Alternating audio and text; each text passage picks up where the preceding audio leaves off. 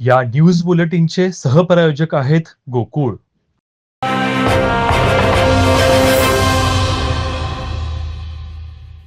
इतर राज्यांमध्ये आकारल्या जाणाऱ्या कराप्रमाणे महाराष्ट्रामध्ये पोल्ट्री धारकांकडून कर आकारणी करावी या मागणीचे निवेदन संभाजी ब्रिगेडच्या वतीनं जिल्हा परिषदेचे मुख्य कार्यकारी अधिकारी एस कार्तिकेयन यांना देण्यात आलं.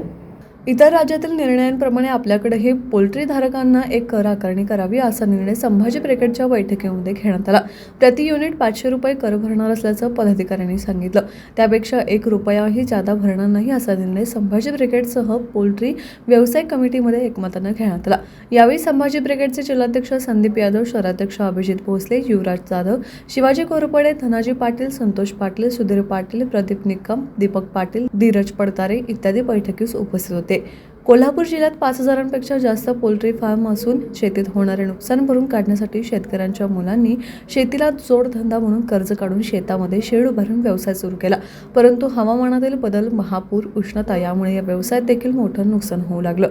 एकीकडे पोल्ट्रीधारक शेतकरी कर्जबाजारी होत असताना ग्रामपंचायतीकडून वीज, रस्ता, पाणी इत्यादी कोणत्याही सुविधा पुरवल्या जात नाहीत. परंतु शेतकऱ्यांना बळजबरीनं धमकावून त्यांच्याकडून एका युनिट पाठीमागं 2,000 पासून 5-10,000 ते 50,000 रुपयापर्यंत कर वसूल केला जात असल्याकडे संभाजी ब्रिगेडच्या वतीनं निवेदन देऊन लक्ष वेधण्यात आलं.